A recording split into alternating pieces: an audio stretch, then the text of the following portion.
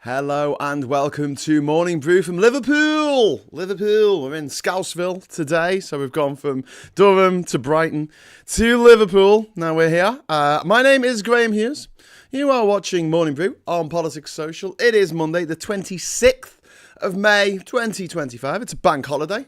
Everyone else has a day off, but we don't here because this is Politics Social, where the politics never ends. It's just politics, and then when you think the politics is over, we have some more politics. Anyway, I just want to say a big shout out to all the wonderful people in the chat, particularly Joanna and Alistair and Veg Pie and Pete's Music and Janeway and Leapshin and Andrew Ray, Liam Fairhurst and Sarah Davis, I think I said already, and Kate Smith, Paul B and others. If you'd like to join these wonderful people in the chat discussing the discussions, and you're free to have your own chat about your own stuff, you know, you don't have to actually talk about what I'm talking about. People often don't. So if you'd like to join our friends in the chat, all you need to do, hit that subscribe button, join the chat. You got to wait for a minute. Make sure you're all right. We do our little house elves, do our little background checks on you to make sure you're not a bad egg. But if you are a bad egg and you slip through the net, don't be a dick. Don't be a troll. Well, you know what's going to happen, don't you? We will mute you and boot you. Don't be a troll. Anyway, so politics all the way down, says, oh, yeah, it's politics as far as it goes. It's just politics and politics and politics like elephants. Was it turtles? It's turtles all the way down, isn't it? Four elephants on a turtle, and there's turtles all the way down. So today we're going to be talking about the biggest idiot in the world, Donald Trump, and the biggest psychopath in the world, Vladimir Putin. So Russia's just began its biggest aerial attack on Ukraine since February 2022. That was when the full-scale invasion started in the last week of February in 2022, over 3 years ago. 367 drones and missiles were fired at Ukraine overnight. At least 12 civilians were killed in Ukraine, including children. No Russian civilians were killed at all, as has been the case for nearly all of this war. Kyiv, Odessa and cities were targeted across Ukraine, and this caused fires, trauma, mass destruction. Ukraine's air defences shot down most of the drones, but the scale of the attack was unprecedented. And Trump finally speaks up. Little hand man, little orange Hitler. So he goes, oh, Putin's gone absolutely crazy. And he wrote crazy in capitals because he's one of them, isn't he? He says he's not happy with Putin. Welcome to the party, pal. What an immense dickhead. What a scumbag. Says he's surprised by the escalation. Even though Putin's been doing this exact thing for the last 3 years. And, but he's still there, criticising Zelensky, saying everything out of his mouth causes problems. I don't like it, and it better stop. Cool. Trump also said he might impose further sanctions on Russia. Awesome. Please do that. I don't think he will. He's too busy putting sanctions on his own country, like a dickhead. And until now, Trump has been extremely reluctant to criticise Putin for anything. And even during the 2024 campaign, he repeatedly claimed he could end the war in 24 hours. He also claimed he could end the conflict in Gaza as well. Might be that the man's full of shit. He doesn't understand the scale of problems, and he's got himself a little bit of a God syndrome complex thing. You know, he thinks that he's a God complex syndrome. He thinks he's Bono. I mean God. And it's kind of like, you know, really, mate. Is that right? I will stop this war. It's been raging for 3 years. I will stop it in 24 hours. I mean, imagine if a Democrat had said that and they didn't actually stop the war. What would people be saying? Well, you can imagine what they'll be saying. You know what they'll be saying. But this weekend's attacks has made that fantasy of Donald Trump's like impossible, absolutely impossible to maintain. And Trump has consistently failed to understand even the very basics of geopolitics. And I grew up in an era when it was like, Ruski bad. You know, the Russians didn't have our best interests at heart. Not saying all Russians were bad people. I'm just saying, as a country, led by the Kremlin, at the time it was the USSR, but it was, you know, Moscow, led by Moscow, I should say.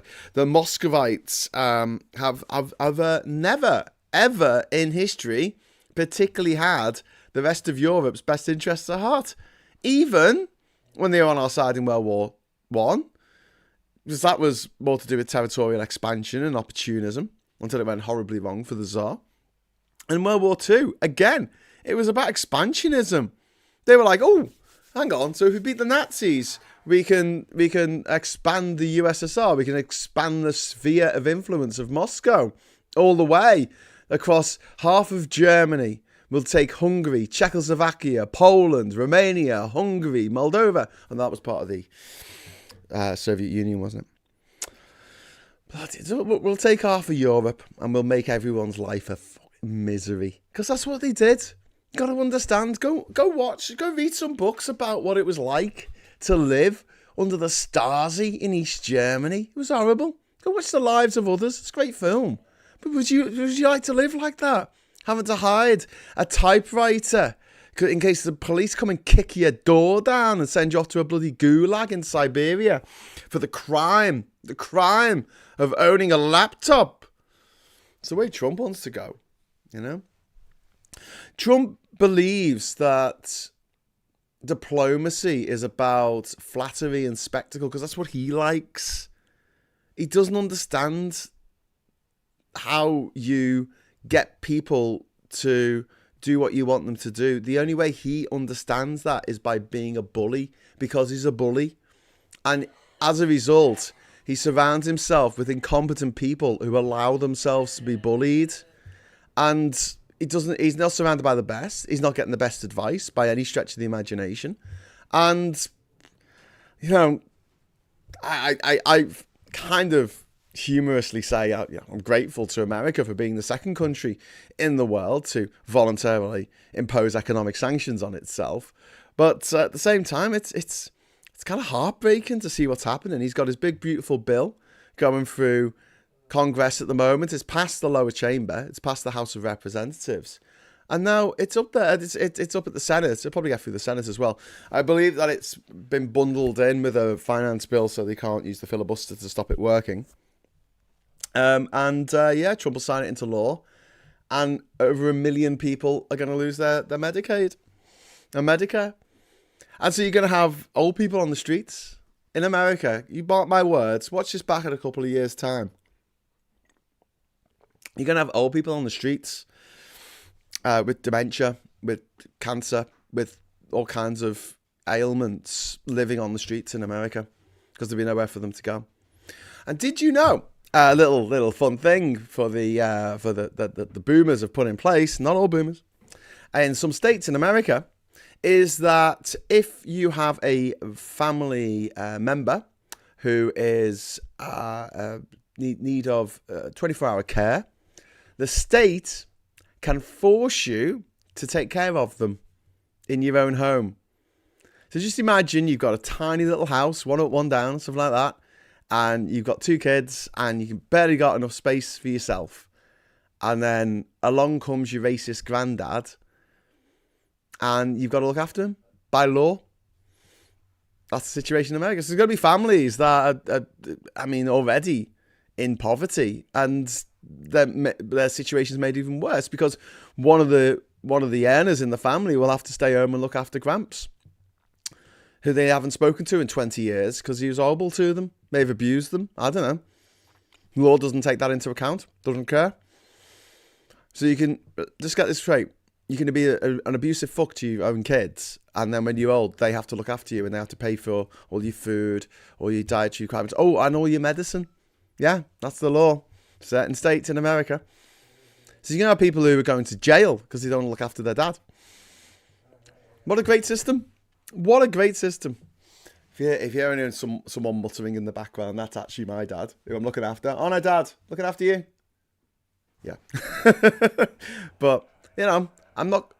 He's growling now. I'm not compelled to. by the state. I'm just a nice person. One Angry Pagan, thank you very much for the £2 super chat. First super chat of the week. That is really kind of you. If you can get me super chat animation. One Angry Pagan. Putin spoiling for it. That's clear. Won't end well. Well, there you go. Richard Grubby gets us. Not all granddads are racist. Yes, of course they're not. Of course they're not. Hashtag not all boomers. Stop calling it the beautiful bill. It's anything but. I don't know. But too many people are using Trump's slogan, and it gives it credibility. Well, I was trying to use it in a sarcastic way because it's small and ugly, like Trump's hands, like Trump's face. I am with Richard Grumpy on the granddad thing. Yeah, no, not everyone's uncle's racist. Not everyone's auntie's a bigot. I'm just saying, if you did have someone in your family you didn't really want to be looking after in their old age because you got better things to do, like, I don't know, look after your own kids and work and do all the stuff you got to do, being mandated by the state to be a full-time caregiver of the elderly person who made your life a misery seems a bit like, I don't know, cruel and unusual punishment. Just saying. Just saying. Graham, are you back in Liverpool? Asks Joanna. Your accent seems to have increased a little bit. Yeah, probably. Yeah, I am back in Liverpool. Back in Liverpool because Liverpool Football Club, the kickball team, are coming home today, so we thought we'd welcome them home.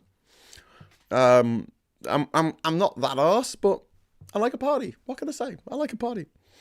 And Vendetta says, I've been reading about being trans and holy shit, the amount of abuse. Yeah, Vendetta, it's the last few years, and it's ramped up really in the last few months, have just been absolutely intolerable for my trans friends, the trans community in general. And I do feel like not enough trans allies are speaking out about this.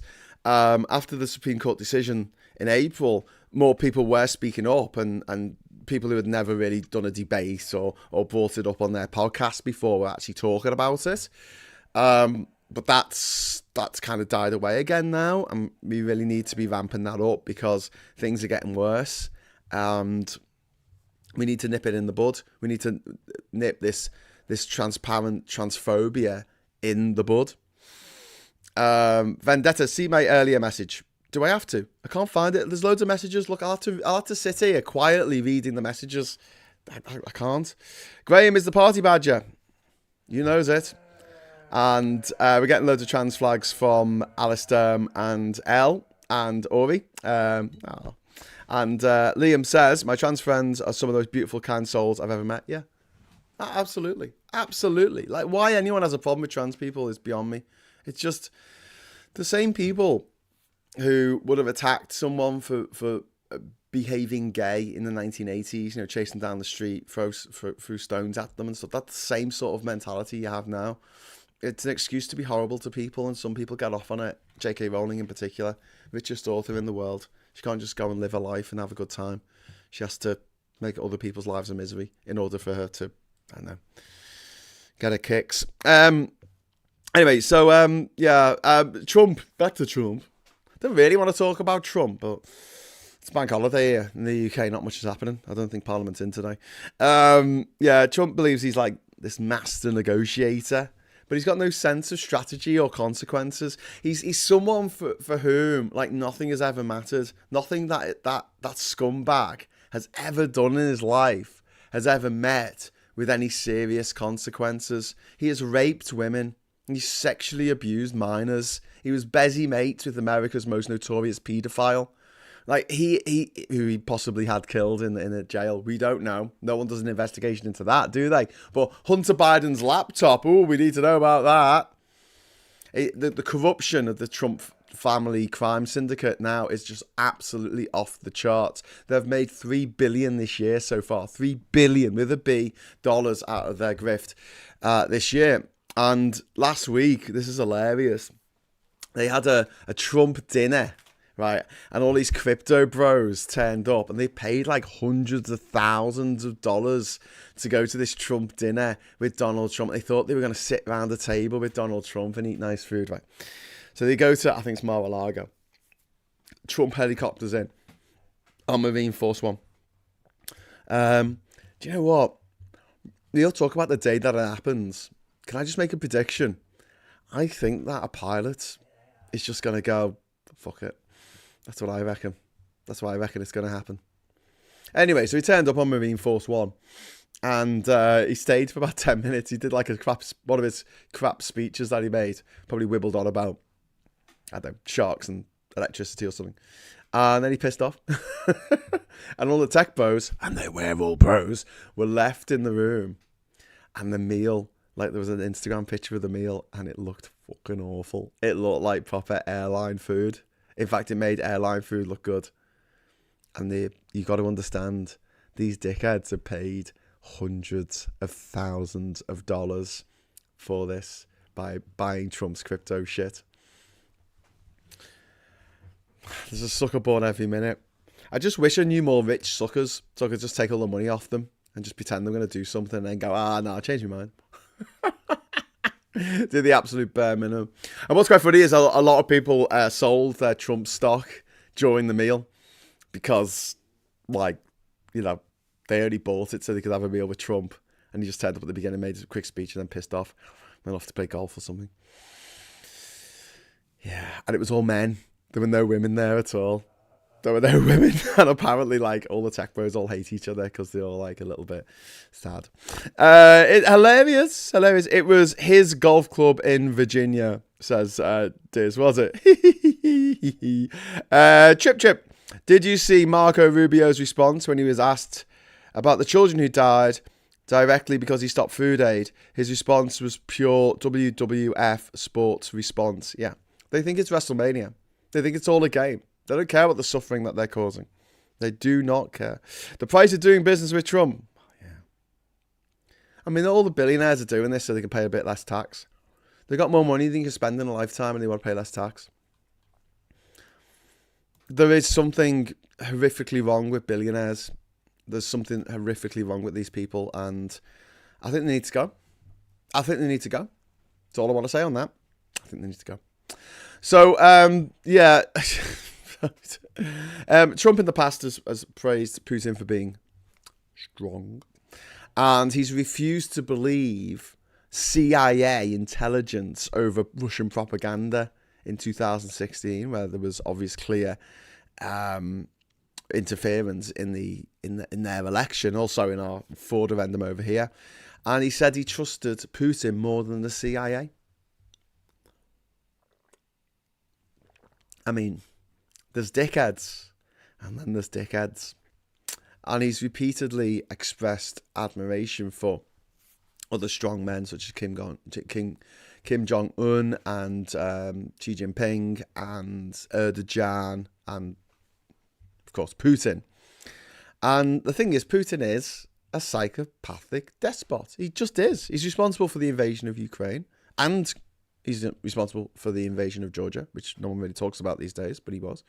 Also, he was responsible for the flattening of Grozny before he even became president of Russia. He's been responsible for assassinations at home and abroad.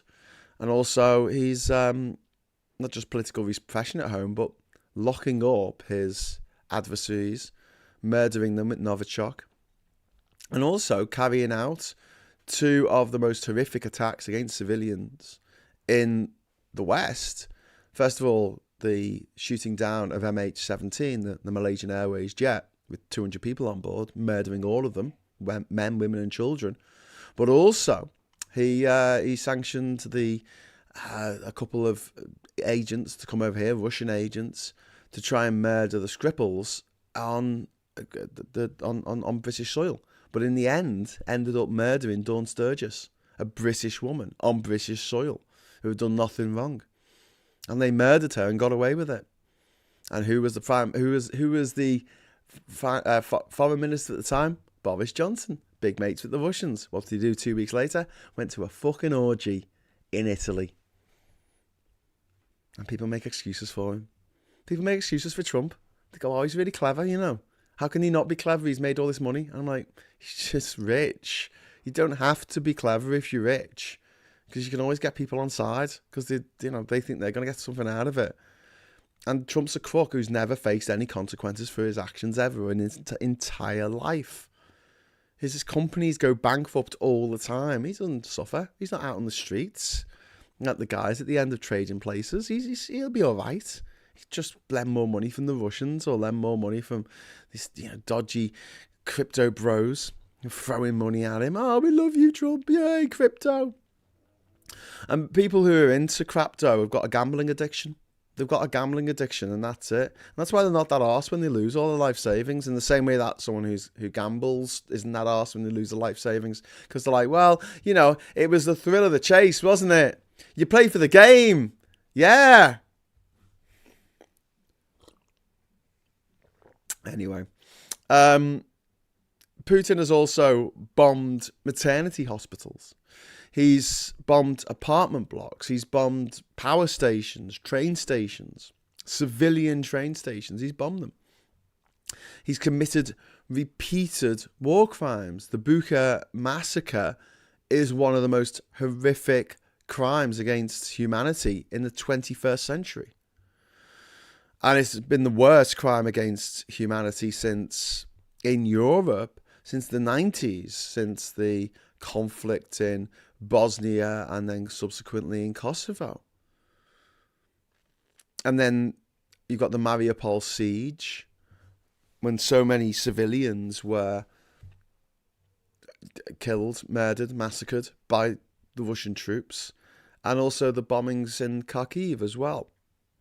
And the idea that Trump is surprised by Putin's actions is like, I don't know, it's an insult to idiots. The whole world has been watching Trump commit... Putin. The whole world has been watching Putin commit atrocities for years now. For years. And Trump was either too stupid to see it or too sycophantic to say it. I think a bit of both, to be honest with you. And now that it's politically inconvenient, he's flipping, he's U-turning. And this is another thing that the people on the right get away with. They get away with corruption.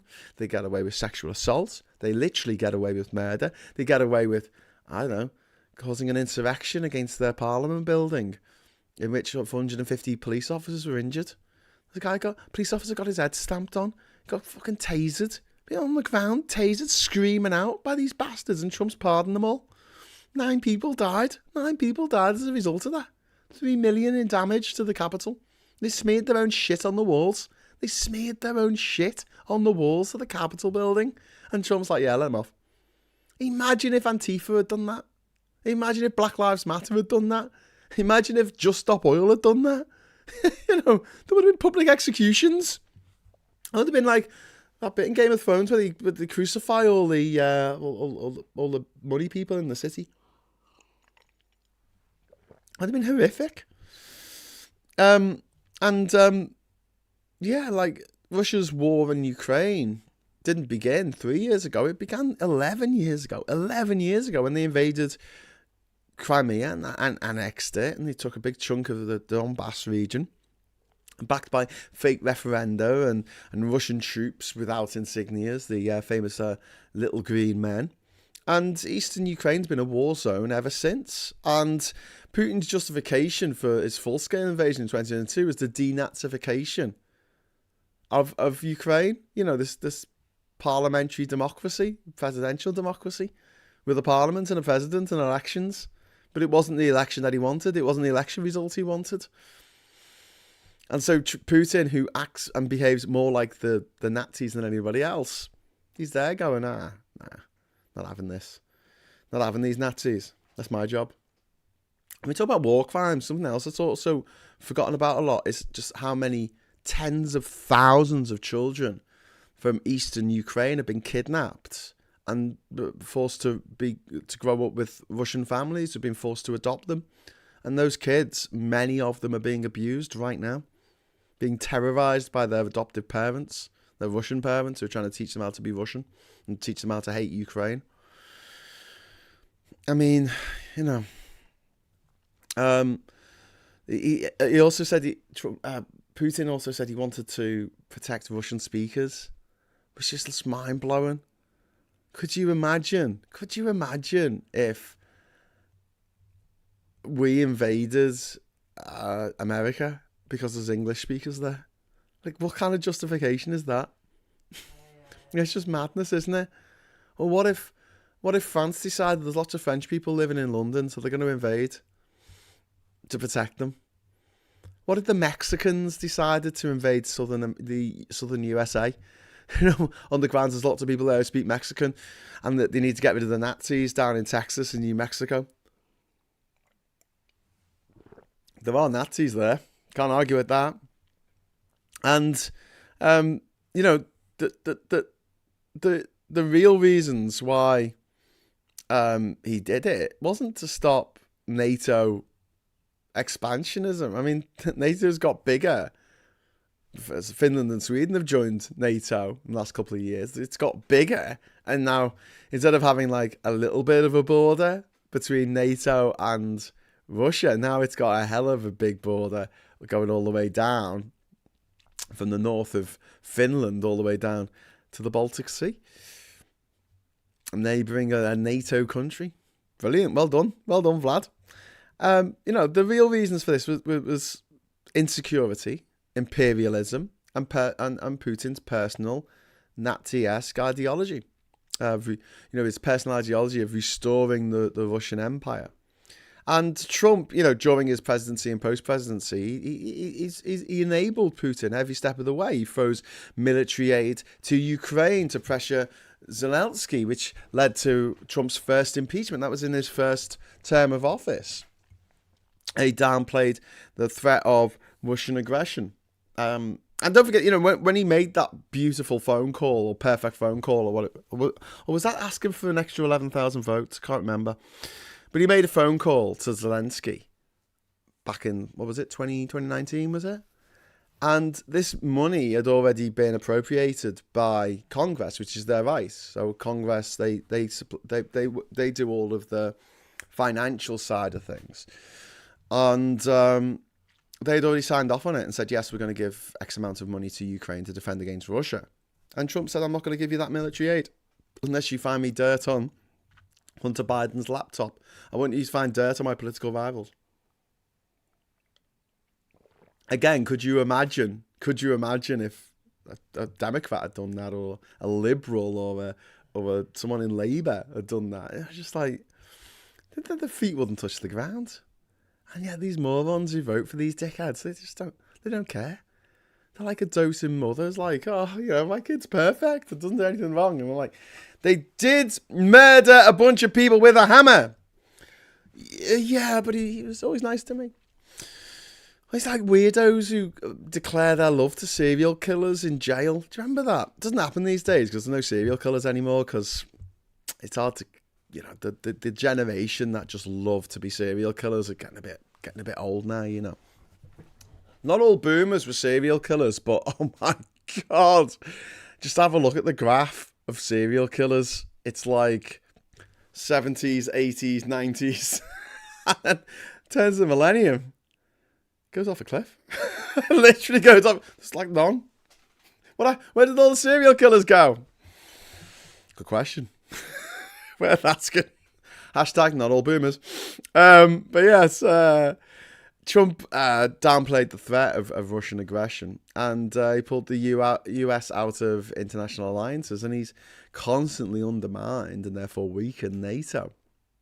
And Trump fans admire Putin, and they do. I've spoken to them. They think he's great because they share the same enemies: the liberal elite, the press, anyone who believes in decency, democracy, the woke. They hate trans people, they hate gay people, they hate anyone who's different, they hate women, they hate Chechens, obviously, for some reason, even though they probably couldn't tell you where Chechnya was on the map. They just hate everyone. They're just full of hate because their lives haven't turned out the way they wanted them to. And instead of trying to make their own lives better, they try and make everyone else's lives worse because they just want to drag everyone down to their level of misery and self-hatred. The good news is that doesn't work on me. Take that, not bad. The best revenge is a life well lived. It really is. So I'm not all up for catastrophizing, as they say. I'm not like that. I can say that bad things are going to happen, like Trump will get re-elected, but I don't think it's the end of the world. Like I keep saying, one day he won't be here. The world will still be here. We'll still be trucking on. We'll still be bumbling on as best we can. And things are better now. I know it just seems like a mad thing to say, considering everything, right? But things, on the whole, are better. Fewer children are dying of childhood diseases around the world. Literacy rates are through the roof around the world. Fewer women are dying in childbirth. More people are living till a ripe old age. More people have got food in their belly. More people have got a roof over their heads than ever, ever, ever before. There's still poverty. There's still a lot of poverty. I mean, I'm not saying for any stretch of the imagination that everything's sorted and we're living in this Star Trek-like utopia. We're not. We're absolutely not. But the number of children living in absolute poverty, living off $1 a day, has it's not entirely evaporated, but there's a lot fewer kids living that life now than there ever was, ever in history. But there are certain problems, and these problems are created by these grisly old men who are trying to impress each other. I don't know, like, peacocks or something in a fucking peacock ring. Do they have peacock rings? I don't know. Do they have peacock fights, like cockfights? They have peacock fights. Strutting around on the world stage, going, how can I mess things up for other people? And we need to fight back. And one of the weapons that we have in this information war is to give people the information that they need to be able to say to their friends and family and people that they know who fall for this shit exactly why they're wrong. Because if you can't articulate that, if you don't know yourself, you just feel it's wrong, but you can't actually bring the words together, that's not great. And that's why I think that these content creators who do all this amazing like political stuff are fantastic. People like Phil and Aid and Tansky and people who give this people, and myself included, like the lines that we need, the way of thinking that we need to demolish the arguments of the right and expose the hypocrisy and ask the right questions. Why do you think it's okay that Trump did this? How would you feel if Biden did that? How would you feel if Starmer did something like what Boris Johnson did during lockdown? Have you forgotten? I think that we've had like this. There's a thing, isn't it? Like mass hysteria. There's a word for it where it's like you got the placebo effect, and then you got the nocebo effect, and that's where you feel like you're ill when there's nothing wrong with you, and there's like it's to do with all mass delusion and stuff like that. And one of the issues is that people have to deal with is this sort of mass delusion. And I think we've kind of got that about COVID. Stay with me on this one. Like, people don't remember it. It's really weird. Here we are, like 5 years later, and people seem to have forgotten already. They seem to have forgotten not just the thousands of people who died and thousands of people who suffered, but also they seem to have forgotten, like, the government got rid of all the homeless people, and they didn't do it like Robert Mugabe, where he just killed them all. They put them in hotels, they put them in houses, they gave them somewhere to live. And then once the pandemic was over, they turned them out on the street again.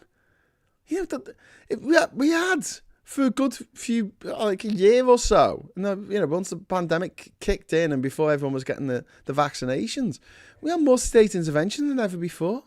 State intervention, helping out companies, helping out businesses, making sure they didn't go under, helping out families, making sure people didn't starve, making sure they got the groceries in.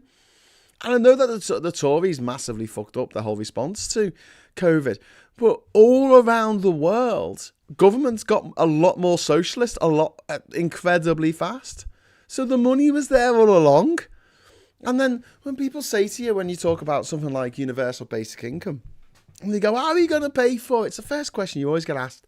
How are you going to pay for it? I'm like, look at Trump's ugly fucking bill, right? His ugly, stupid bill that he's putting through Parliament over there, Congress. Look at that, right? That's going to cost the American economy $3 trillion. That's the entire GDP of the United Kingdom for a year. We're about $3.1 trillion now.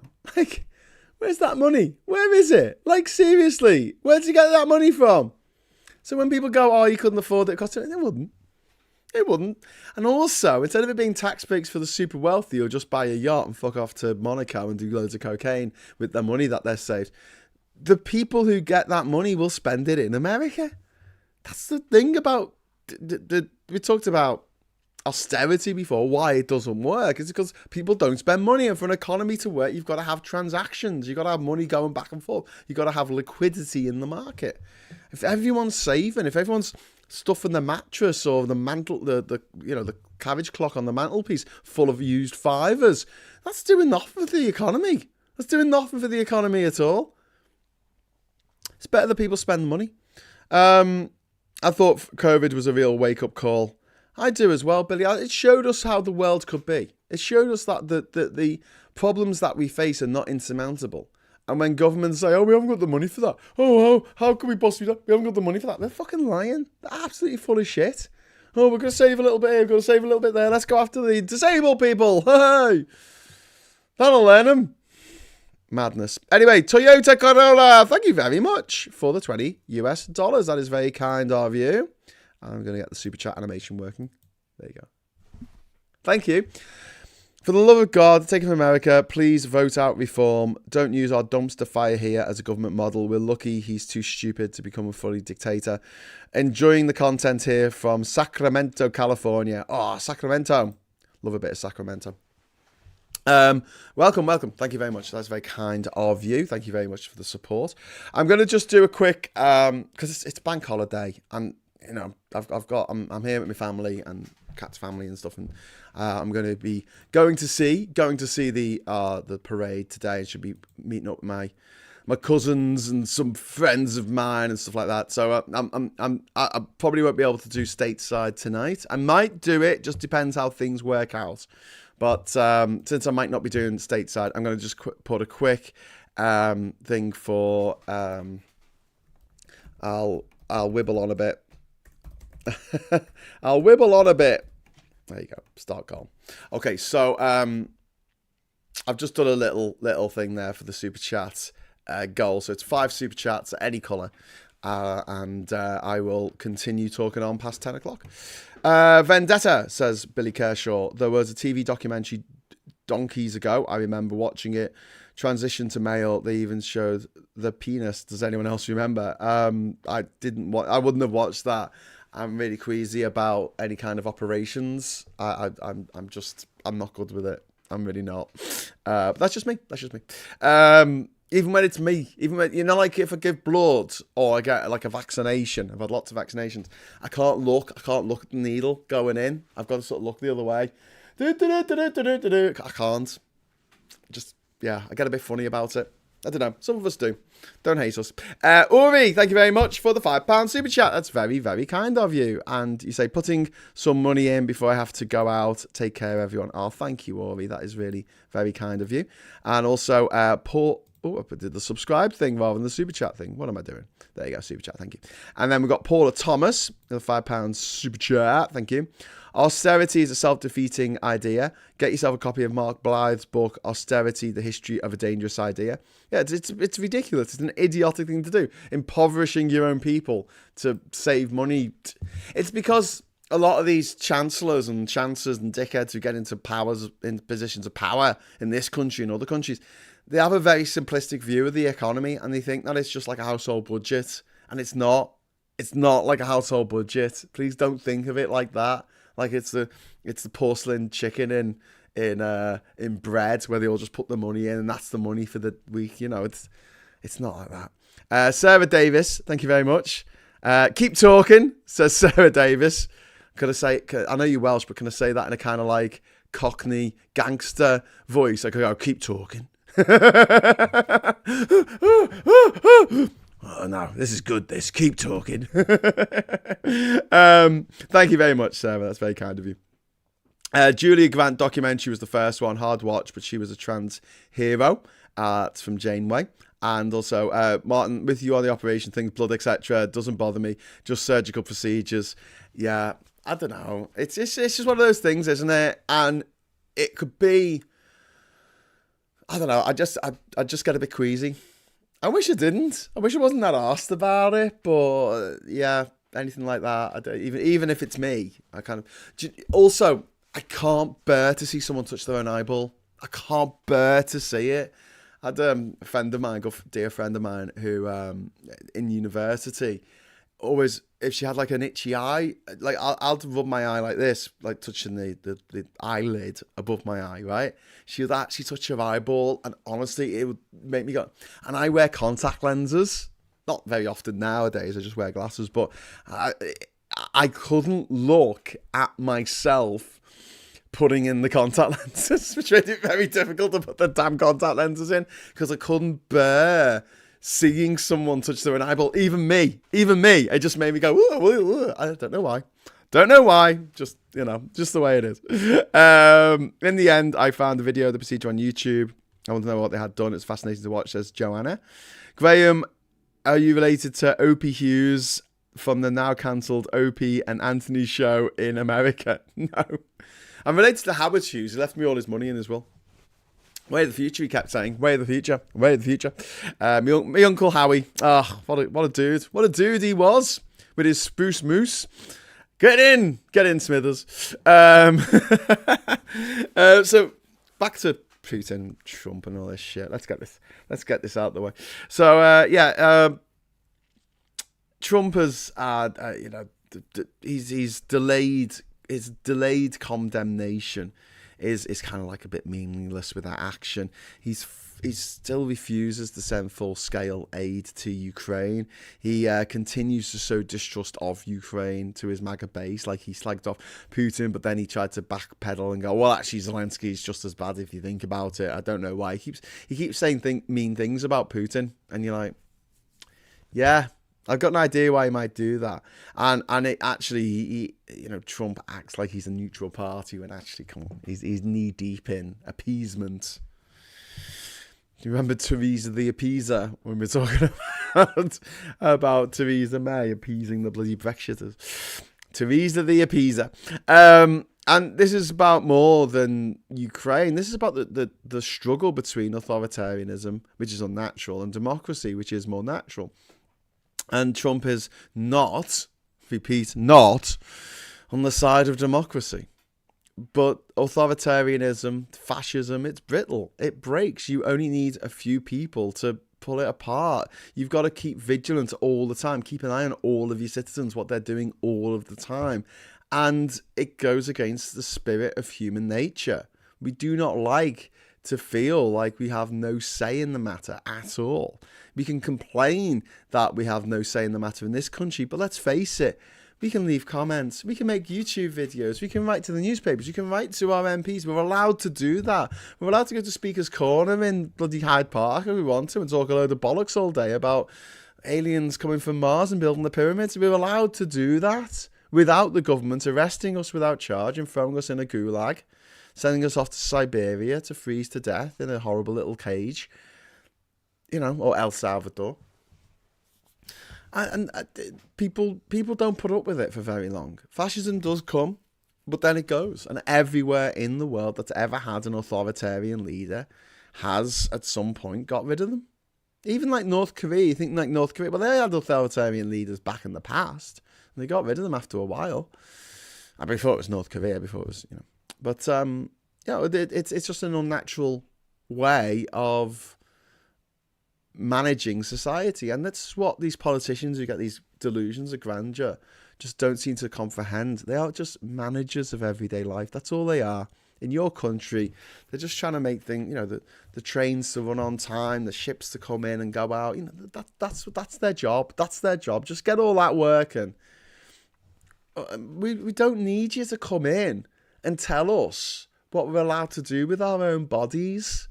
The fact that technically abortion's still illegal in this country is just bonkers. The fact that you've got like people who want to take drugs, clearly, we've lost the war on drugs, and yet the government says, no, it's bad for you. Come here. Do you know what's bad for you? Come here. Little secret, right? It's the worst thing you can possibly do in life. It's not being alcoholic. It's not getting addicted to drugs. It's not driving like a twat. It's falling in love with the wrong person. Make that illegal? Go on. Go on. Make falling in love with the wrong person illegal. I dare you. I double dare you. If you're going to make it out like, oh, we're going to protect people against their own judgments on things, make that illegal. Go on. Of course they won't. Absolutely, because it would be mad to try and put that together. But that ruins more people's lives than anything else.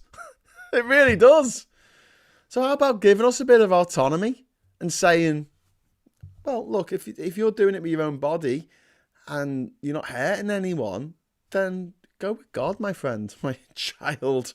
Have a good time. If you're sane and an adult, what does it matter? If someone wants to get a tattoo on their forehead, if someone wants to, I don't know, take drugs or and dance the night away, like what harm does it do? Why make it illegal? Because that just creates harm. If people want to sell their body for sex, let them, but give them an apparatus so it's safe, so they're not going to be abused, so that they're safe from diseases and stuff like that. Like, put the laws in place to make people safe, because you're not going to stop it. You're not going to stop prostitution. You're not going to stop abortions. When you make abortions illegal, you don't stop them.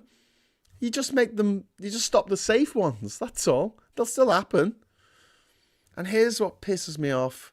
And I know I've gone on about this a lot, and you probably have a go at me for repeating myself, but it doesn't affect the rich. If you're rich in America, you live in Texas, right?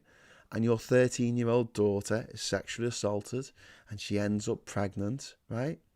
You have the money to fly anywhere in the world and get her the morning after pill. Or if it's a bit along the way, a surgical abortion.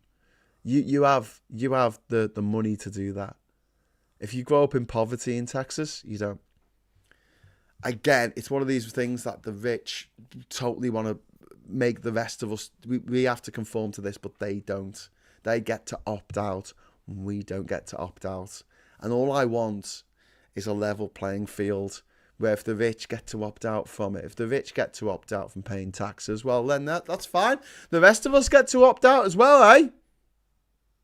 If they get to opt out of Brexiting, because they can still live and work anywhere in Europe, their kids, their horrible little grotty offspring, their crotch nuggets, their sex trophies, whatever you want to call them. I don't know what the respectful name for children is these days. They get to live anywhere in Europe. They get to work in Europe. Anywhere in the world, actually, because they've got the money to. They've got the money for the visas. They've got the money for the green cards or the residencia, or they've got the 29,000 to put in the bank account to go, look, I've got the money. They can marry anyone in the world. You can't. You can't marry a German now. You can't marry a French person. You can't marry a Spaniard. Because if they're going to live here with you and your family here in the UK, you've got to be earning £38,000 a year. Good luck with that. Never earned that much. Oh, one day though. Toyota Corolla, thank you very much for the $10. It's very kind of you. Senate has enough votes for a bipartisan bill to pile more sanctions on Russia, but they're waiting for Trump's blessing. I'll give it a few more weeks and he'll quietly sign it because he's scared of Putin. I don't think he'll sign it. Thank you very much for Super Chat, but I honestly don't think he'll sign it. I think because he's a coward and a shit, and I think he wants Ukraine to fail. He wants Europe to collapse. He wants the EU to collapse, and he wants to be the big I am, man I am. He's got intentions on the Arctic, as do China and Russia. And he's looked at the map of the world and he's gone, oh, well, we'll have this half and Russia can have the other half.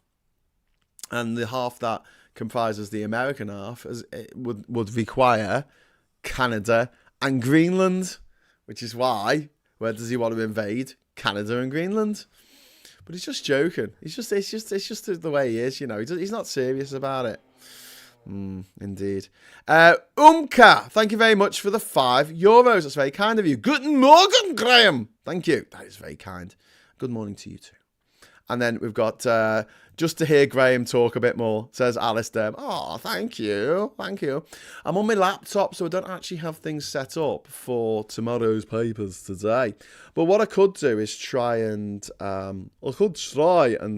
that sorted out so you can actually have a look at it. It might take me a momo, but that's okay. Oh my God. Why does it keep doing this? It keeps taking me to...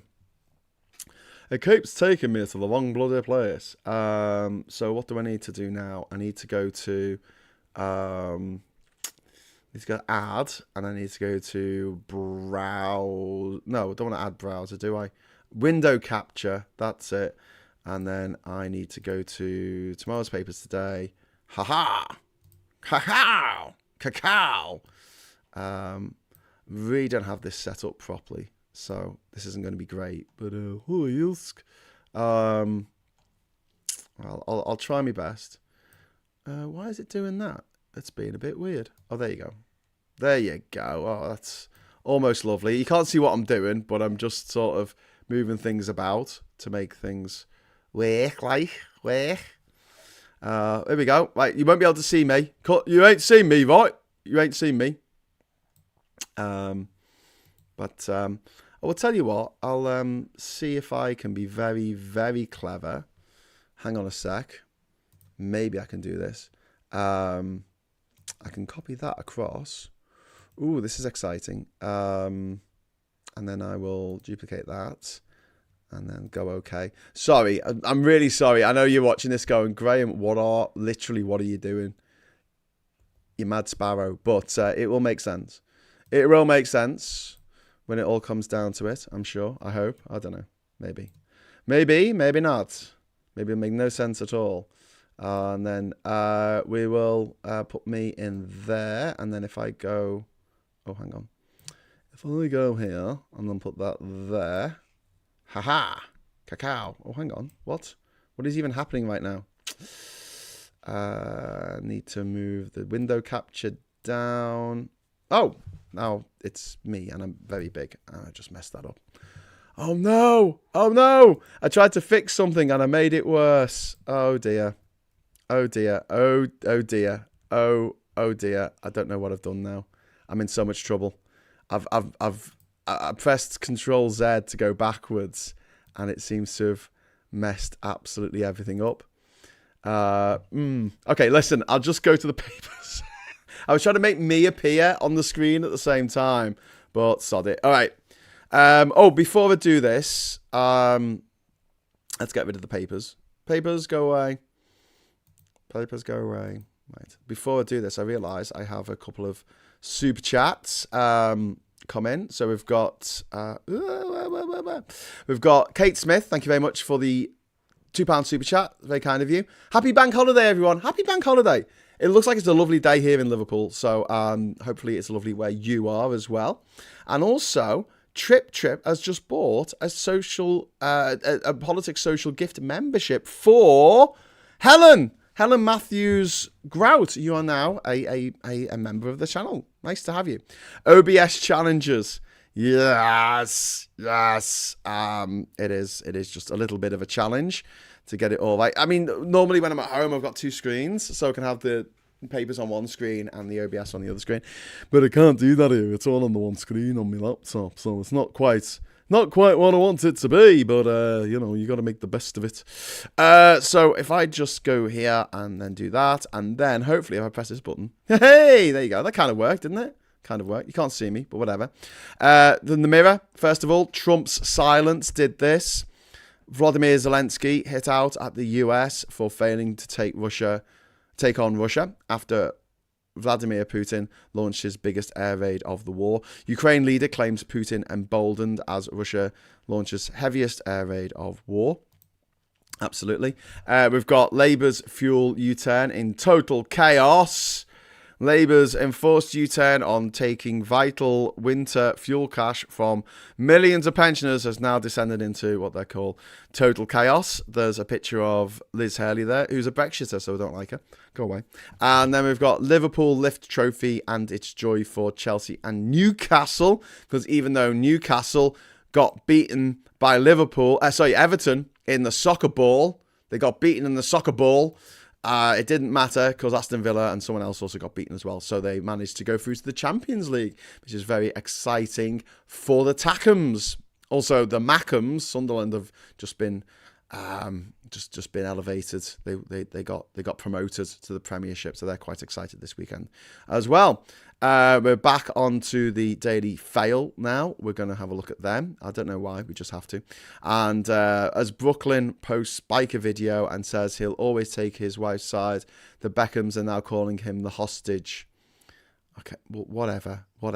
Scandal of fat cats on first ever NHS rich list. Nearly 300 health bosses are handed packages worth over £200,000.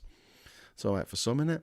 And Liz steps out with a hairy hunk, Billy Ray. Oh, it's Billy Ray. So he's a Trumper and she's a Brexiter, so they can live in their little rich Nazi fucking fantasy forever. Gobshites, hate them both. Billy Ray Cyrus, famously the father of Miley Cyrus, who also seems like a bit of a dick, but there you go. Alice Stern, thank you very much for the 5 Politics Social gift memberships. It's very, very kind of you, and welcome new members. We've got James Brewer in there. We've got Duncan Dunorian. We've got Novan 18. We've got Raz Putis. And we've got Deegs are now members of the channel. So welcome new members to the Politics Social. Welcome to the Politics Social. MFers. Anyway, we're going to go back to the papers now. Oh, don't want to be rude, you don't want to be rude. And then we've got the Daily Star here, very important, intergalactic exclusive, which we're not going to bother reading because whatever. And then we've got Adam Alder on Parkinson's, MASH, and Woody Allen and Trump. He was Hawkeye in the TV series of MASH. And then we've got Alan Yentov as character, age 78, BBC presenter and exec of the BBC in the 90s. He was back in the 90s now, wasn't it?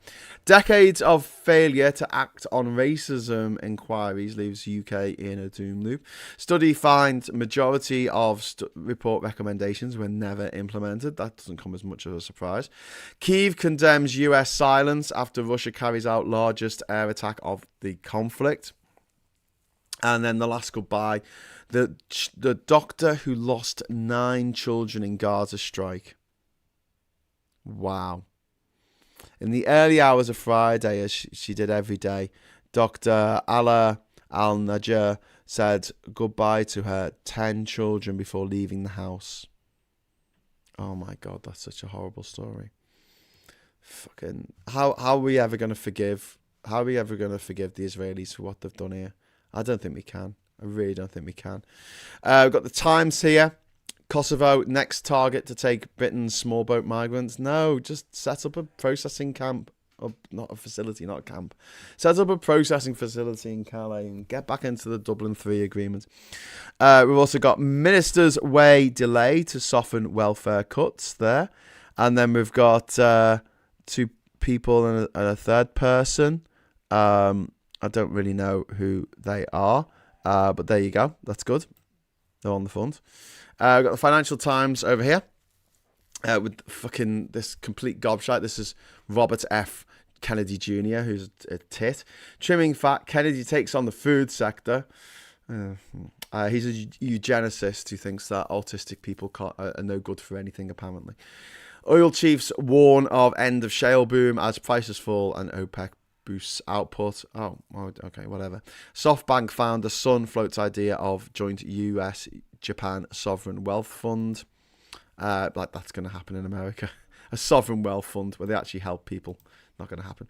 The iPaper here. HS2 plunge into fresh chaos as major tax fraud claims emerge. No surprise there. It was under the Tories that it all got started, so I'm sure it was all jobs from the boys. And Cam Farage really become PM is in there as well, and all I can say to that is I fucking hope not. Suzanne Casey, hello Suzanne, welcome to Lone Star. Welcome members. It should just say welcome new member, but it says members. I'm sorry. It's welcome to everyone who's joined today. Thank you. It's very kind of you. And let's go back to the papers. And we've got down here, we've got the picture of someone there holding hands with someone, special delivery. I think that's the Amazon Lex Luthor motherfucker. And then we've got hit the spots, why we love a polka dot frock. Thank God. Oh my God. Thank God. We've got Princess Diana. We've got Catherine of Aragon there. Oh my God. I thought for a horrible, horrible moment there that we would have to go through all the papers and there wouldn't be a single member of the family on the front cover of one of the papers for some reason. But there was. Thank God. Because one of them once wore a polka dot dress.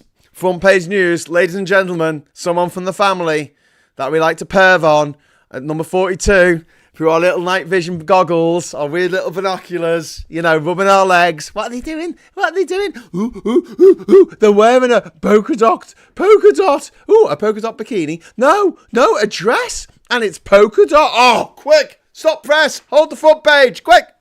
We've got to put this on the front page. She wore a polka dot dress. Quick, everyone. What a time to be alive. Like, seriously. You do realise that the rest of the world is just laughing at us for this obsession with the royals. This weird, creepy, night vision goggles through the park obsession with the royal family. Yeah, God, it's pathetic. It's really mental. Isn't it mad? It is mad, isn't it? It's not just me. This is just... Is anyone in the chat like, no, I like to find out what they're doing? Listen, Graham, dickhead, shut up. You know that I needed to know that one of these royal people once wore a polka dot dress. Princess Diana wore a polka dot dress in 1992. And yes, that may have been 33 years ago, but I don't care. It was important to me, and I needed to know that. Honestly, I won't judge. If that's your thing, no judgment here. But please, Jesus. Anyway, so Trump pressures PM over Connolly. This is to do with White House saying that it is monitoring the case of the mother jailed over the Southport tweet. Whatever. Everyone's got an opinion. And Starmer's... She was inciting a riot. She was inciting violence. She can fuck off. Starmer's benefits U-turn will blow £5 billion in budget. All right. I mean, first of all, you say that you want a benefits U-turn, and then you say that you don't. Just make up your fucking mind. Brain scan can diagnose Alzheimer's before any symptoms. Oh, that's good. Let's do that. Why is it not going back? Oh, there it is. U-turns won't win back voters, Starmer warned. Pollsters say changes to controversial policies on benefits will not be enough to lift party as pressure grows on Prime Minister. Do you know what? Talk about an absolutely unforced error. There was no reason why Labour had to do this shit. There was no reason whatsoever. They just thought it was a good idea at the time. Do you know what it reminds me of? Like teenage boys just doing something fucking stupid as teenage boys do. And just going, oh, I thought it was a good idea at the time. And you're like, you're a fucking idiot. And you're kind of a little bit forgiving towards teenage boys. They haven't got the life experience. They haven't got the evidence. They haven't been looking at years of polling data and information that they need to know. Like, here's how to not piss off the electorate. And they say, oh, but they're trying to keep the newspapers on side. Like, the newspapers are never going to be on side. It's like trying to get someone who literally hates your guts to be on your side. It's never going to happen. Forget about it. Just do your own thing. As Mama Cass once sang, make your own kind of music. You know, sing your own special song. Stop trying to be something that you're not. Because you're going to fuck it up. And the people who do that kind of shit, like your Farages, like your Boris Johnsons, like your Trumps, they can get away with it. You can't. Starmer can't. Labour can't. They can't get away with it. I think they've fucked the pooch on this. I really do. I've come around to start to think, and actually I think Starmer needs to go. So Labour can have a reset and try again.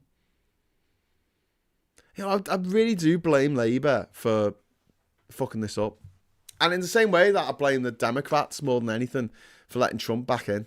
That guy should be in a jail cell, not making £3 billion out of his crooked fucking schemes, not being gifted a £400 million jet, gold-plated jet from the Qatari royal family. This shouldn't be happening.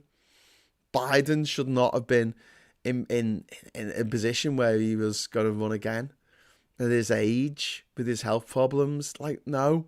Someone should have just said straight away, no, we're going to build up Kamala or build up whoever it's going to be to go against Trump in the 2024 election. But they didn't. And they handed it to Labour doing the same thing. They're handing this next election to refuck. Or at least a refuck Conservative alliance, some kind of like, it might even be a coalition. Tories are always open to go into coalition. Phil can say, oh, they hate each other. But the reality is the Conservatives are an election-winning machine. They have no policies. They have no ideology beyond the next election. They'll say whatever they need to say to get elected. And if they have to team up with Refuck to win the next election, they will fucking team up with Refuck. You know they will. They teamed up with the Lib Dems in 2010. They teamed up with the DUP in 2017. You could say, oh, well, a lot of Tories think that the DUP are too extreme. I'm like, well, yeah, they do, but they still shut their mouths and team up with them because they want power above all else, above all the ideology, above all petty grievances. It's the left that love the petty grievances. Oh, believe me. God, the petty grievances. Ugh. But yeah, I think Starmer needs he needs some stern words saying to him. And then just to finish off over on the papers here, obviously we need to go back to Ukraine with this story with Putin strikes Ukraine with largest air assault, which is just absolutely gruesome. Absolutely gruesome what they've done and what Trump has allowed them to get away with. So there you go. That's the news there. And luckily we did have a little picture of some of the royals because we need that. Otherwise, I don't know. Does that make the ravens fly away or something if we don't do that? Does that let the witches in? Is that like inviting a vampire into your house? Is that why they do it every day? Is it to ward off? It's like a superstition. They all get together, the newspaper editors. They're like, we haven't got a story. We haven't got... What do you mean? Well, they didn't do anything this weekend, the Royals. They didn't go anywhere. They just stayed in and played Monopoly. Oh, shit. Okay, so we haven't got any pictures. No, we haven't got any pictures. Oh, okay. Did one of them once wear a polka dot dress? Oh, yeah, fuck yeah. One of them once wore a... Put it on. Who's going to do this? The Telegraph. They're fucking mad. Put it on the front cover of the Telegraph. Really important news. Breaking news. Tim Ballum, thank you very much for the £5 super chat. It's very kind of you. You've seen YouTube taking down videos about BWE software and its owner because they dug into his depraved criminal past. No, Tim, but let's talk about it. I don't know nothing about this. I don't even know what BWE software is. But tell me more and I'll say it out loud. And if YouTube wants to come for me, they'll have a fight on our hands because they won't just be coming for me. They'll be coming for you. Yeah. Take that, YouTube. But you know when I'm on. You know that I'm on every day on, every weekday and Sunday on at 9 o'clock. So you know when to see me. You know when to find me. I'm going on eBay after this and look for polka dot dresses, says L. Love it, L Chaos. And then we've got Christopher saying he's wrong on nearly every health policy and silent on social care. Yes, and I really like Starmer, not how he's handled things, but he's a good guy. I don't know. Is he? I think he's done his dash now. Is he worth defending anymore? Like, surely that Labour could possibly get someone a little bit more charismatic in the role who cuts across to the voters a lot more. If you're going to be that kind of droning bureaucrat leader of a country, like a guy who hasn't got the viz, he hasn't got the pep, he hasn't got the swagger to be a populist style leader, and that's fine. Be a technocrat, cool, but do it properly. Don't fuck it up. Don't don't do daft things. Don't go after the elderly. Don't go after disabled people. Don't go after trans people. And the fact that they're not getting ahead of the soon to be given ruling in the European Court of Human Rights, which the right are going to use to say, oh, this foreign court is telling our courts what to do. No, we need to tell our courts what to do by clarifying the Equality Act. He's tainted now too, says Politics Social. He is. I think he really is.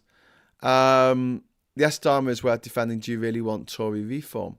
Well, no, that's what I'm worried about, Dave. I'm worried that if we keep hold of Starmer, we will end up with the Tories and reform.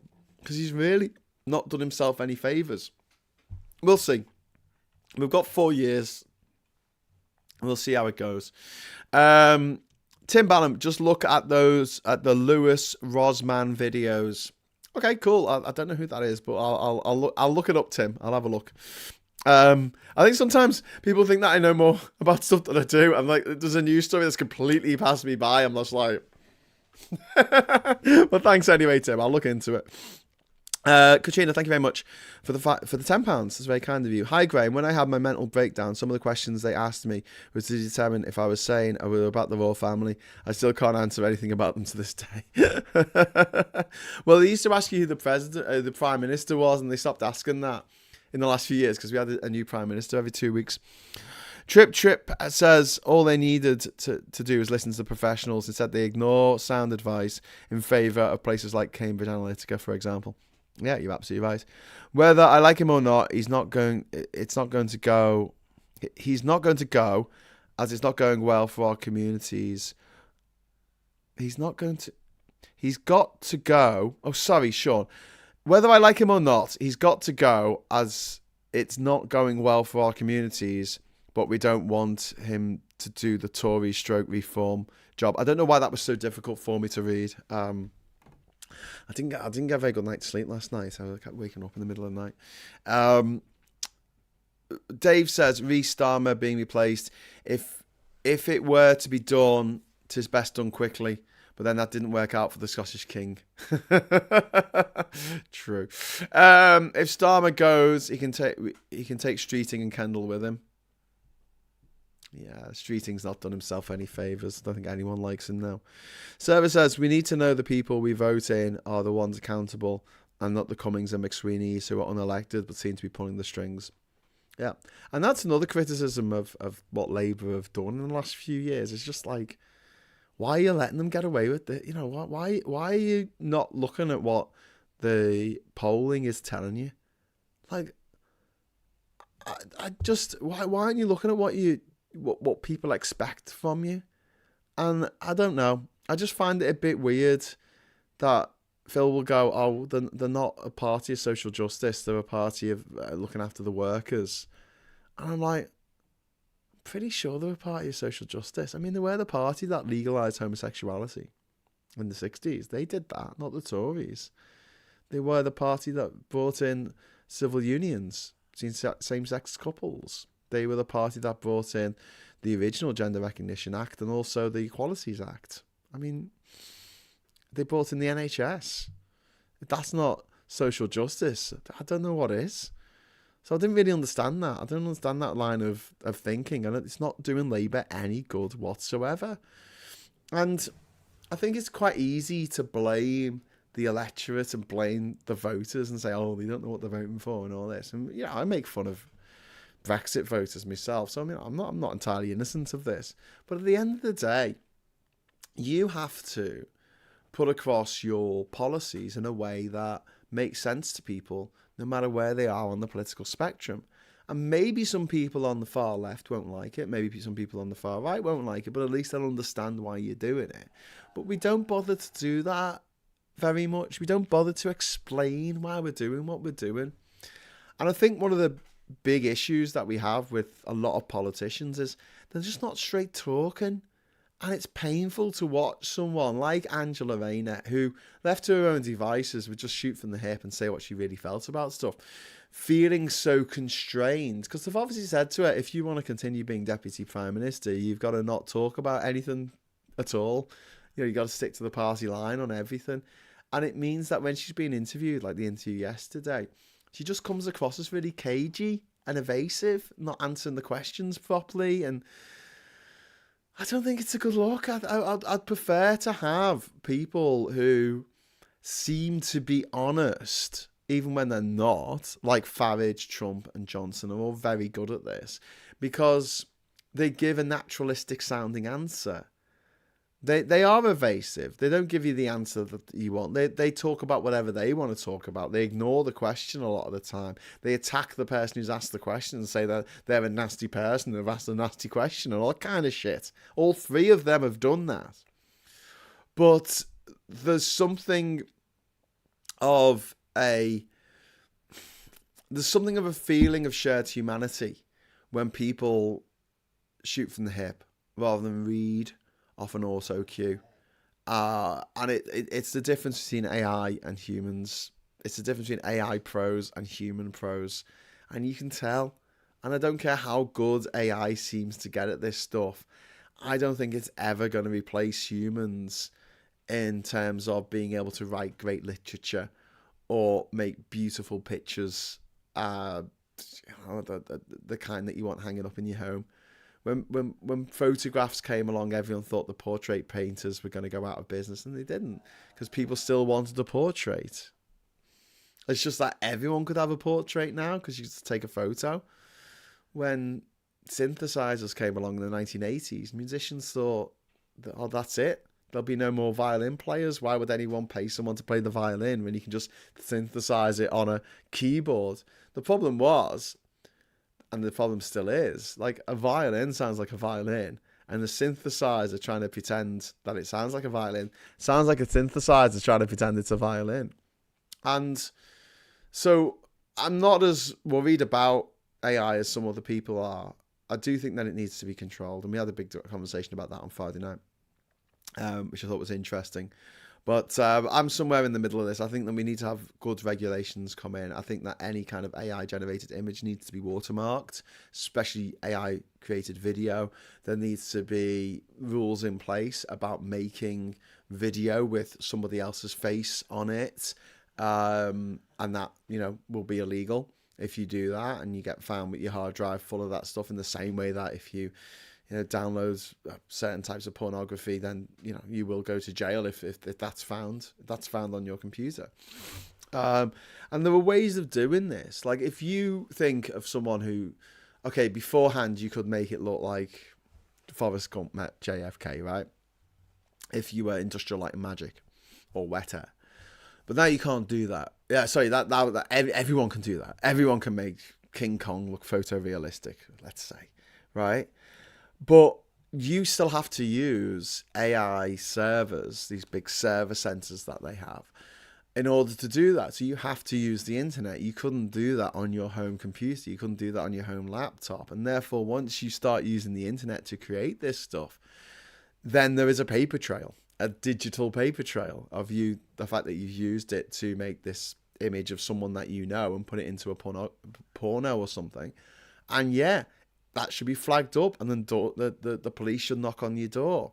But the government seem to be, as they always are on tech stuff, just 20 years behind where we are today. And it's kind of frustrating. You've got on one hand the billionaires who are pushing forward this new technology, and you've got the lawmakers whose job it is to keep us safe and to make sure that this technology doesn't ruin people's lives. And they're like, oh, no, we'll see what happens. They did the same thing with the internet. So the regulation of social media should have been put in 20 years ago, and it wasn't. And now look at it. You can have a billionaire like Elon Musk buying up Twitter and allowing every right-wing dickhead to post stuff on his platform.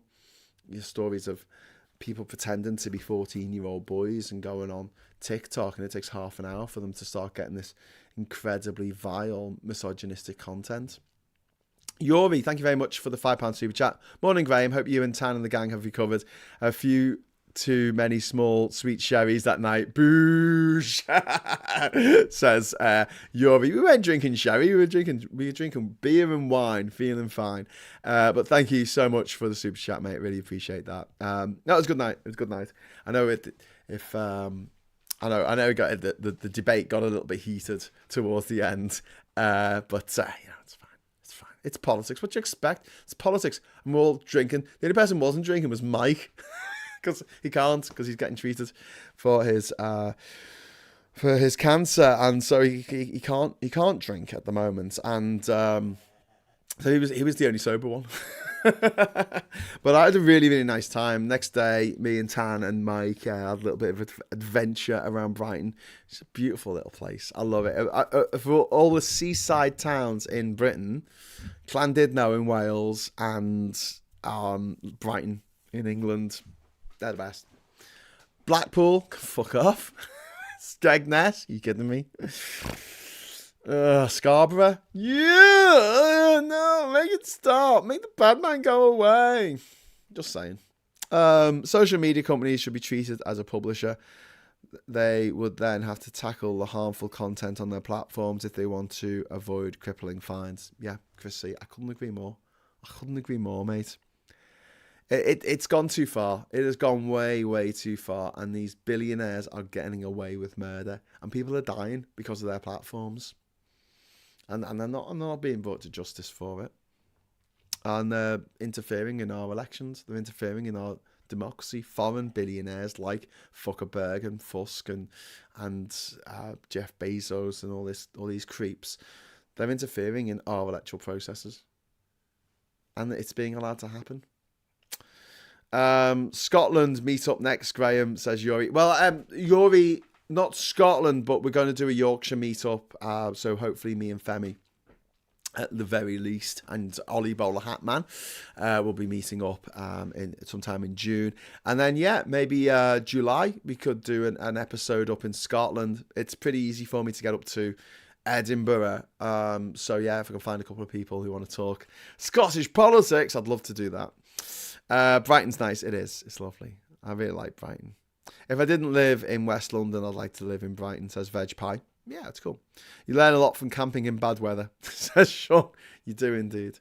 You learn a lot from going to lots of music festivals, and learning how to put your tent up in the rain while you're drunk in the dark.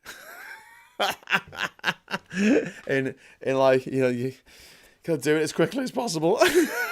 So 2 minutes, get your tent up, throw your backpack in. Don't bother pegging it down. It's not going to go anywhere. You're lying in it. Once you get out, of course, it could blow away. Which happened to me I went to the Byline Festival back in 2018, and oh my god, we just had an absolute downpour. It was a mud fest. One of the tents, it looked like it was going to fall down. Gary Lineker was giving a talk, and it looked like it was going to fall down. I was just like, oh my god. And my tent wenty, and it turned upside down, and it got full of water. And so I tried to dry it off. I hung it from a tree the next day and tried to dry it off. I ended up staying in T-Rexit's caravan because I couldn't stay in the tent because it was full of water. So I was trying to hang it up, and someone came along and must have thrown it away. They must have thought that I'd dumped it, but I hadn't. I'd hung it from a tree. I should have put a sign on it saying, it's fine, it's just drying off. But there you go. I've just got back from It Together Festival. I've just got back from In It Together Festival at Margam in Wales. I've never heard of Margam. Where's Margam? Sean, that sounds cool then. We've just had the big weekend here in Liverpool. I wish I'd come. Obviously, I was down in Brighton. But Wolf Alice played on Saturday, which is boss.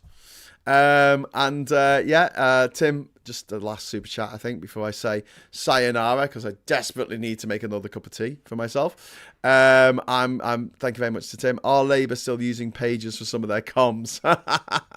Do they know pages traffic isn't encrypted? Mate, honestly, I wouldn't be surprised. I would not be surprised in the slightest if it turned out that they were actually using pages for some of their comms there. My mum heard me about the cup of tea. She's making. Thanks, Mum. Thanks very much for the super chat. I just want to show you. It's on my phone. If it was at home, I'd be able to bring this up on the screen. But I'm just going to show you a couple of things here from screenshots that Labour have put up.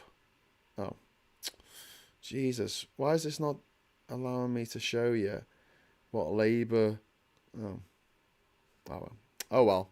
I was going to show you some stuff, but obviously it's, do you know what? I did that thing, you know, when your phone internal memory's full and you spend like hours moving apps and files over to your SIM card to just free up some space and speed it up a bit. But yeah, I was going to show you. Oh yeah, here we go. Right. I'll turn this up, right? So like this is an advert. 5,000 more people into work with Labour. So shit. I mean, that is just shit. It's just, what is that? Is that a meme that people are going to share? Are people going to share that? Is it funny? Is it interesting? No. No one's going to share this. No one will share that. This Labour government is building homes faster. They posted this onto their Twitter account. Look at that. It's crap. So what? It's rubbish. I mean, it's not even a good font. It's just... And then the faster thing is like... See the trail? It's going the wrong way. It makes it look like the word faster is going backwards. Oh, thanks, Mum. Oh, I've got a Peaky Blinders cup. Oh, look at that. Drink up. Drink up. Thanks, Mum. Legend. That's a bit hot. It looks like the faster's going the wrong way. It looks like the faster's going backwards. They should have done the Blair the other side. Is this amateur hour? Is this bring your own kids to work hour Labour? What is this crap? It's absolutely bloody awful. It's embarrassing. Beyond embarrassing. Anyway, just saying. Someone who has to make a thumbnail a couple of times a day, usually like under duress because they've got like 30 seconds before the show starts. I got like, can you just get someone who's a professional? Like, honestly, in my life, I know about 5 graphic designers, and I'm just a bod. I'm just somebody. How do I know that many graphic designers that when Labour don't know any? And it's like, bring your kid to work day. Bring your untalented 7-year-old to work and get him to make a meme for us. Jesus Christ. My eyes, my beautiful eyes. Kaza Bean says, hi, Graham's mum. Hi. Hello. Your mum says hi. And thank you very much for the tea. Christopher Ball says, that's what I got. What do I get next? That is my response to Labour comms. It's just awful. Chris C, it looks like they're still using word art. Yes. Yes, it still looks like they're using Deluxe Paint 3 on the bloody Amiga. It's embarrassing. Diz says their meme game is rubbish. It's pathetic. There are people out there who will do a much, much better job. And yet, yeah, Labour comms. Are you playing bingo? Are you playing politics social bingo? You should. And if you mention Labour comms, if you mention Ernest Marples, if you mention Trump being a dickhead, Labour should have done a riff on next job in cyber. Yeah, it would have been funny. It would have been funny, and people would have shared it and gone, "Oh, wow, this is funny," and put got the Labour name out. The point of a meme is people have got to want to share it. So if you just tell them something that they don't care about, no one's going to share it. Nobody is going to share that. I don't know. It's all a little bit embarrassing, really. Anyway, so look, I'm gonna potter off now. My cousins are coming round in a minute to say hello. Not seen them in a while, so we're gonna have a cup of tea. Although I've just got me a cup of tea, so maybe I'll have another one. And I just want to say thank you so much to everyone for watching, for sticking with this channel through thick and thin. Sarah Davis in the chat there. We've got Vendetta, Billy, One Angry Pagan, and Grimfang999, Pete's Music. Just everyone, Chip in there as well. Christopher Bowles. Thank you so much for just, being there for each other, being there for the channel. If you are a member of the channel, you should be able to see a post that I put up the other day, which should give you access to the Discord server. One Angry Pagan, if you can give people full access, because I think that just gives them access to like the welcome page. I don't know if it gives them full access to the whole thing. If you can give them full access, it should be linked up with the member list, but I don't know whether it is or not. And honestly, I don't have the time. I don't have the time to be managing the Discord and managing the channel and making the shows and everything else all at the same time. There's not enough hours in the day. I wish I didn't have to sleep. I'm with, is it the BFG? He doesn't have to sleep. And he says, you waste half your life asleep. It's Sterling. Suzanne Casey, member for 1 month. Hello. Trump may use AI, but it's better than those memes. Oh, yeah. Veg Pie says, Byline Festival is at Keele Uni. Is that Stoke? Is that Stoke-on-Trent? 11 to the 13th of July. Caval Cadwalla and Caval Vorderman. Ooh, the Cavals are on. Sangeeta Maiska was on last year, but I missed it. Oh, that'd be really cool. We should do that. I'll have a look. Thanks so much, One Angry Pagan. If you can do me a favour. You don't have to. It's a bank holiday if you want to go out and have fun. So, yes, I might be back tonight with Stateside. It will completely depend on whether what happens today, if I decide to go out with my mates tonight while I'm in Liverpool. If we don't have Stateside tonight, we might shunt it to another night this week. But I'll definitely be back here at my mum's on tomorrow morning, 9 o'clock, morning brew. And I hope to see you then. And if not, I'll hope to see you at another point soon. But can I just say thank you so much for watching. Thanks for the lovely comments. Thanks for the super chats. Really, really appreciate it. And until next time, I'll say thanks for watching. Hello, good evening, welcome, and goodbye.